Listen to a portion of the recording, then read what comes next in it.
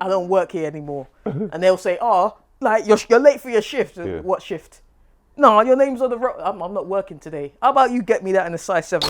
People would be saying, how can they support the channel? Chiso by Chiso. I've got tops, got hoodies, I've got the Dragon Ball Z tees, like the Pain and Full Star tees. You lot could support, buy some of the merch. I'll be able to churn out more content. This one I'm just waiting by myself for the moment, and I'll bring out more colors. Please support.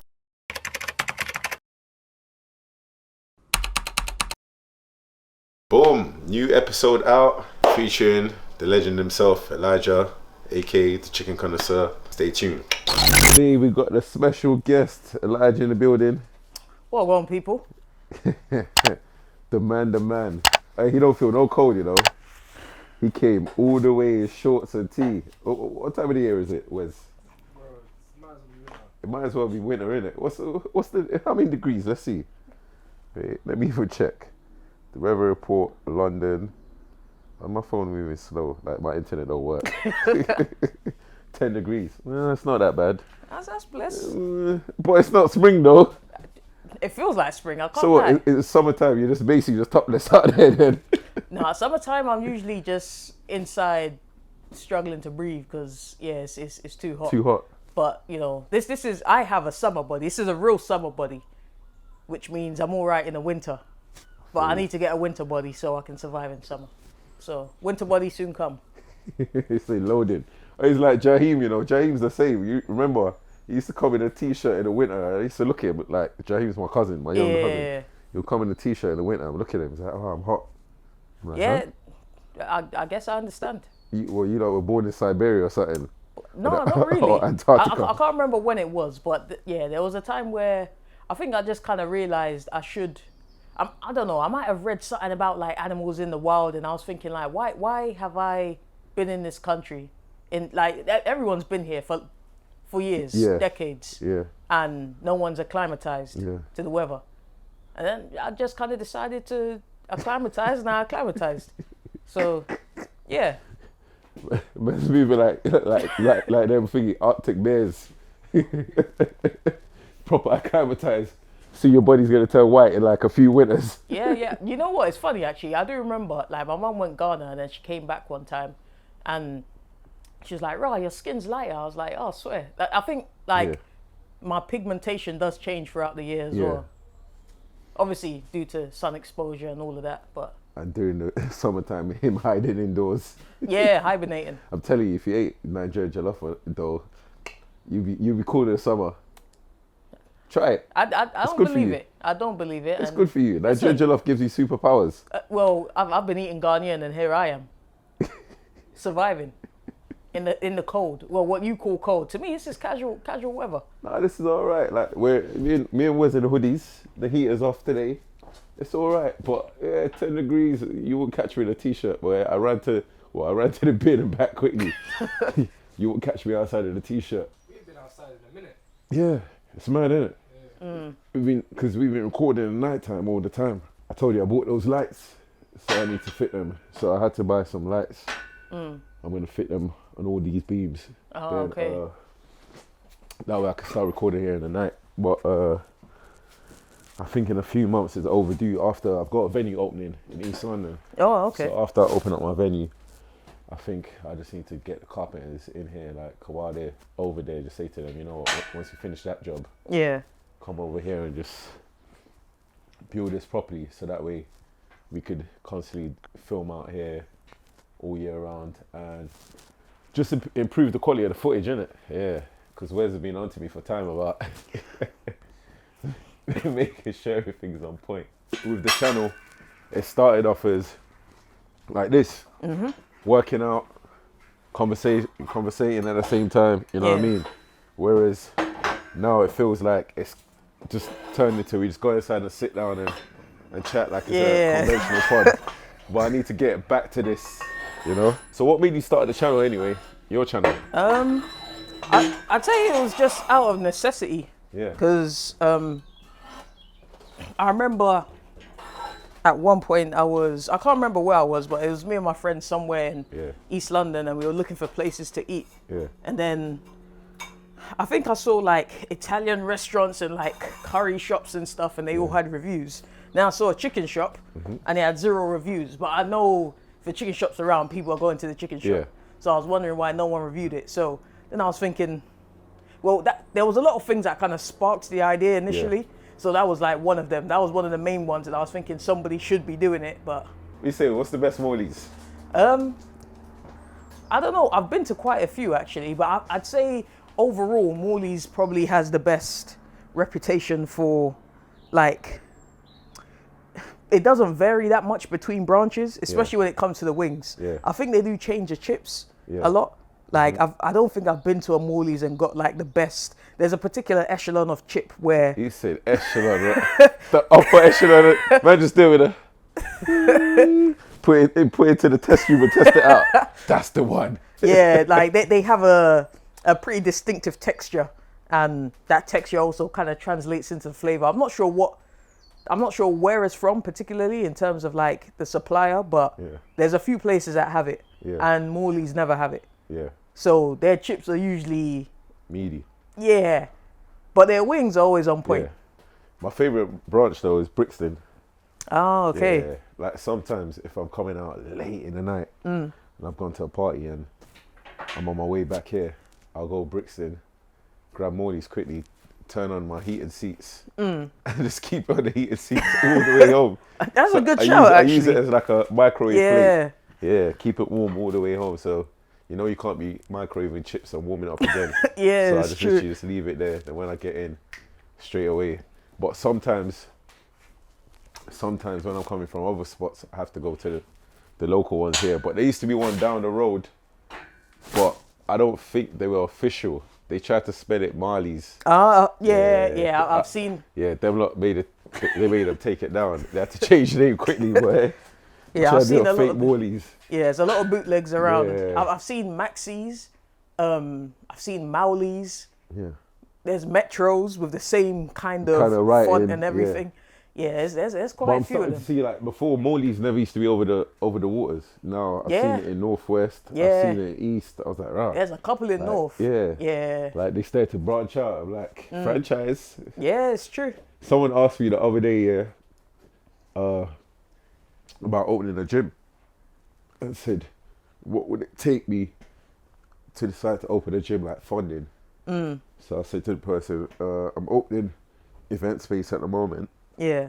And after that, I want to open, hopefully, another one before early next year.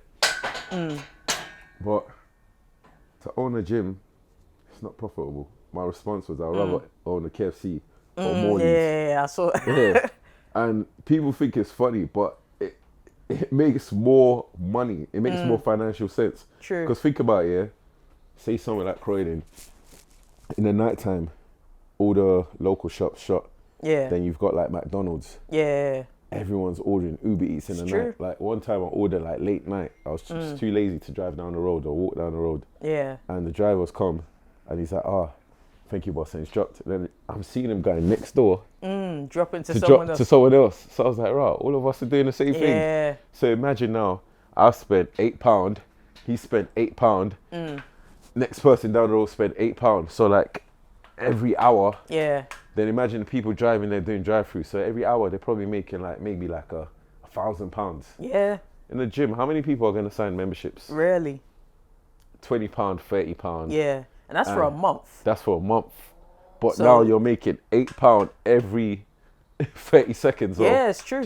Yeah. So why the hell am I going to own a gym so that I can sit down there all day and when my staff calling sick, Yeah. I have to go there. I'd have to man the place. Yeah. But when you own something like Morley's or KFC, you know, it's just... And the True. funny thing is the owners of the gym I train at, they own nearly all the KFCs in this area. Swear. Yeah, Fair enough. crazy. Yeah, Let's it go makes on, another sense. set. It's good business. Yeah. When people have this fantasy of owning gyms, I think they want to own it just to say, I've got a gym. Yeah. But I'm like, mate, the amount of people that I know are private gym owners and struggle to meet ends meet month to month, why would you want to put yourself in that predicament? You know what I mean? And I think when people see stuff like on the internet, when you see like the big YouTubers who've got like their own private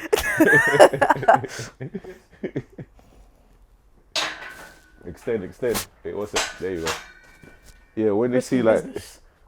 all you big YouTubers Yeah. and big followings, then when they decide to buy their own private gyms in their homes, they're like, oh yeah, that's what I want. I'm like, yeah, if you want to do it for yourself, yes, but as a business, yeah, it's not good business. yeah. Really. The only thing is that I would say, like, in regards to gym businesses that are quite good at the moment, stuff like the F45s. It's not even a studio, it's a gym, but it's like a lot of F45s are franchises, but they tend to do like Metcon style training and that hybrid style training, but memberships are like, I think like 200 for the month, and you could do as much classes. Yeah. So if you've got in a key place, let's say like the one in Brixton, or let's say like if you got one like in Main Croydon, you might get like, if you had 500 people sign up monthly, and they're paying 200, not everyone's going to turn up in it True. at the same time. Yeah. So they're going to book classes. Once that's fully booked, then it kind of makes sense. You know what I'm saying? But if you're doing it for like £20 a month, you're going to get blown out by Pure Gym, the gym group, all, you know what I mean? They're offering 24 hours. It's hard to beat big that's corporate machines, you know what I mean? So I'll own them all these first. And when I own a gym, it means I'm not trying to make money off it. I can't remember. It's been a while. How many years has it been up? Almost 2. Yeah. What?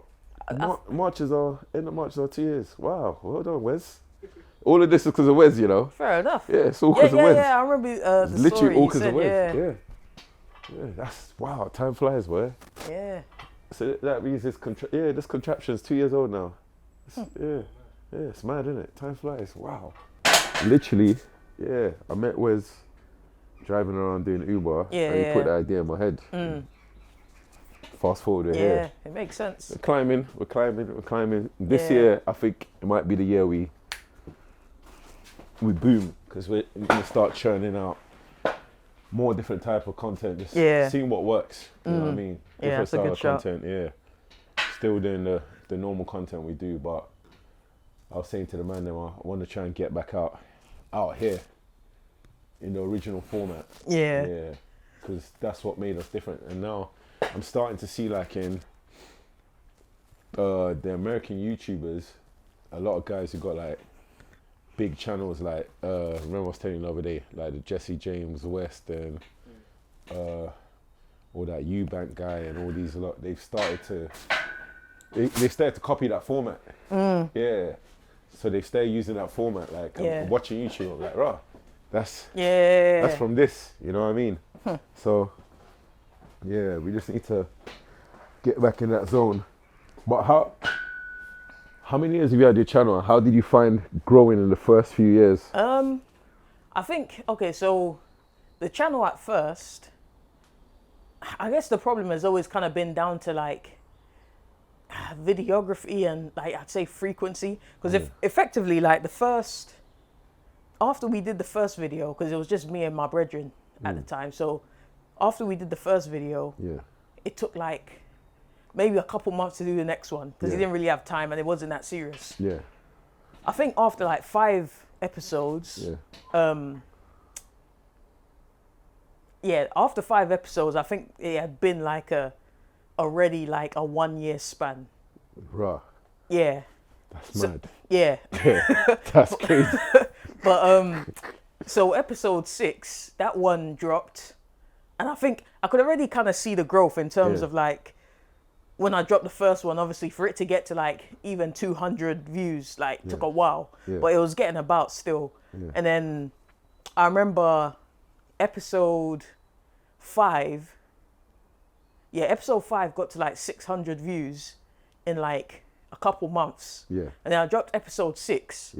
And then I think, how long did it take? I think it got to like 200 views in like, it might have been a day or something. So I could tell like the growth was getting kind of exponential. And then somebody else that I knew from way back, basically, he could tell that it was a good idea and it could go far and do stuff. And I think he knew a lot of people in the whole marketing realm and stuff. So he said like, oh yeah, this is a sick idea. You man should do more. And I was like, I would, but my brethren, obviously he's working full time. At that time, where was I? I think I was at JD. I was trying to leave anyway because basically my plan was I was going to go to JD, manage to backdoor myself some Yeezys, resell them and then cut. That was the plan.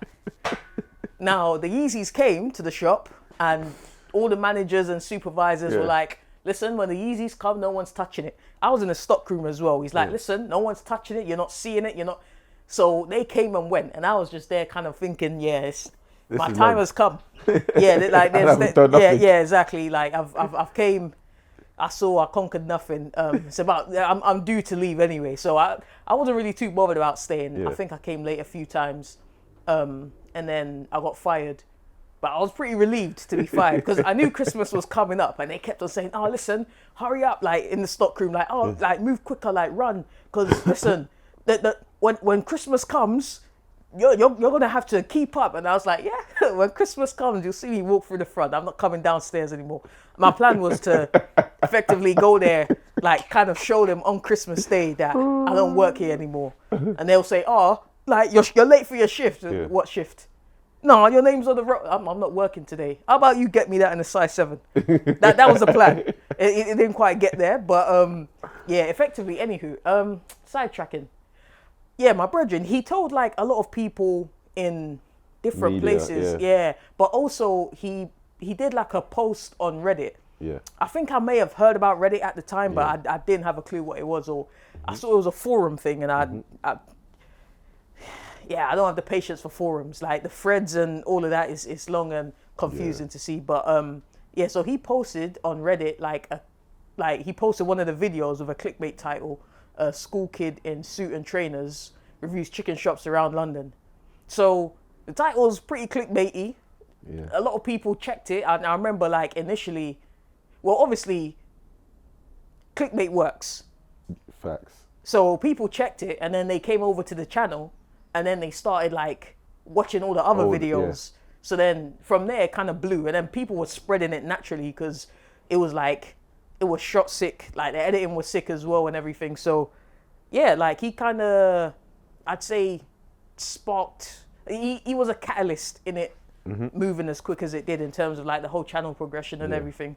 It might have been the day after it blew because when it blew, my phone was like, it just didn't stop making noise effectively. and then I turned it on silent. I had to turn off all notifications, boy. Yeah, boy, I didn't know notifications were coming in from where they were coming, because I was getting emails. Because at first I'm thinking, oh, you know what, notify me when I get a comment on my video so I can, go back, show people love, reply and read. Then there was like thousands of comments and bare emails and a lot of stuff. So before, it was, the phone was just vibrating. At that time, I had an old Nokia phone as well. No, it wasn't a brick, but Nokia's got social media here. it was one of the, what are they called?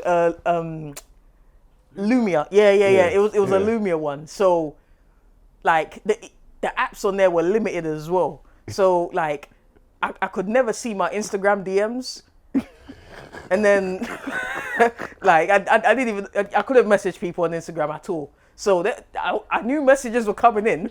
Well, you got that. I didn't know iPhone where 6. Boy, that Nokia Lumia, it got me through some. Well, it didn't get me through anything. It was struggling. It was struggling until it met its demise. But what was the question? I've been sidetracking for a while now. No, the channel is still, no, carry on. Okay, so after that, so after episode 6. So that's the one that kind of blew, and a lot of people that was their introduction to my channel in general. Yeah. I'm not sure if I even need a manager though. I don't know. I'm not sure. I probably do need a manager, but I'm thinking I might need an agent more than a manager. Mm-hmm. But yeah. So after that, what was the initial like spike? When did he hit the first like 10K? Oh, that was on the first. It might have been the first hour or two. Huh? Yeah. What? Yeah. So after that episode 6? Yeah. So after a day, it was on like 300K views. Yeah.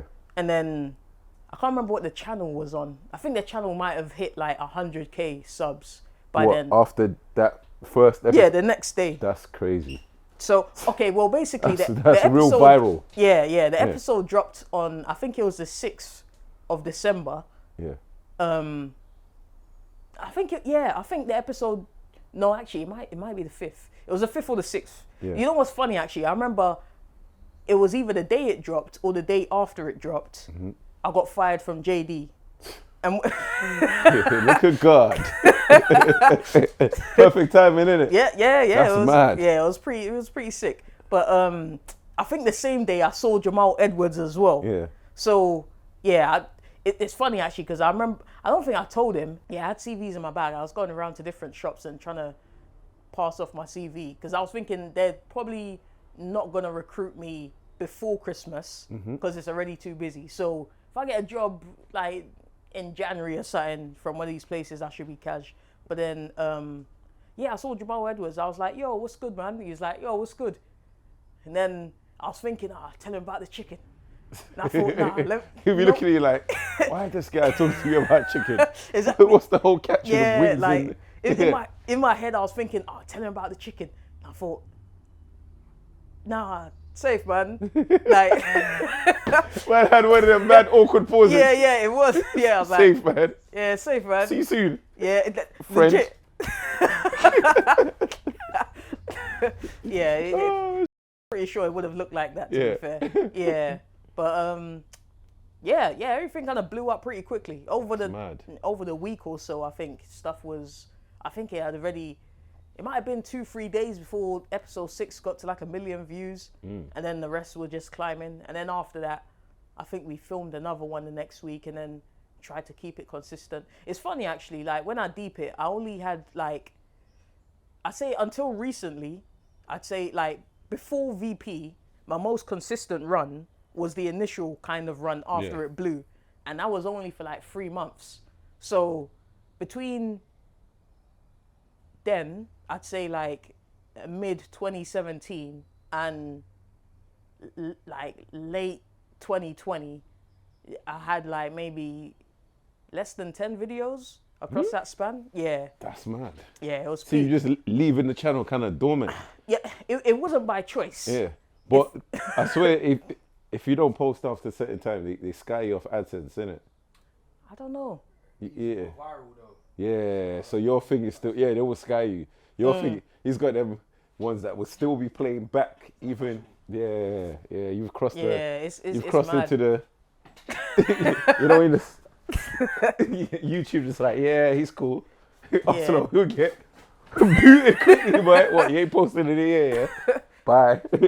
Boy. Yeah, that's mad. Yeah. That's so proper effectively mad. like so my original guy, he left and got like a full-time job like editing and stuff. So from then he didn't have time. Yeah. So then I was trying to find different people. I tried out bare different people and stuff. So yeah, it's kind of been my issue from the beginning, and I've kind of arrived at the same conclusion because now I did get VP on loan. So I can't. Man took it from Chelsea. Yeah. You know, Chelsea loans everyone. It's true. Yeah. So yeah, since I got VP, I did approach him. He was already, at his home club, doing well, doing bits, and I was like, yeah, let me just grab you on loan quickly. Had him for a couple years, and like they That's a quickly couple years, Yeah. you know. a couple seasons. He's done a good job. But now he's back, at his local club. He has to do the bid for them. Obviously, listen, they're his local club. I was just a guest in his career anyway. But he still has time every now and then. So might pass through the training ground and whatnot. But yeah, I'm in need of a new shooter, a new striker, someone up front, someone who can. Well, pre the channel, you can see the work. Leave a little card up there. Oh, that's jokes. That's proper mad. So in the past few years, even with hardly posting, you've got to like 800 and something thousand. Yeah, you know what? I think it's like it might have been chilling on like 600,000 from 2017. Yeah. So the growth hasn't been that mad, really. I'd say over the past couple of years, like once I loaned out VP, that's where it kind of grew a bit. But I think even still, I haven't been. I don't know. So I'm not basically, sure. if you took the channel serious, you'd have been on like 3, 4, maybe even 5 million. Yeah. No. There's no. It's literally yeah. That's the truth. It is, yeah, but at the same time, it's not down to me. It's down to the videographer.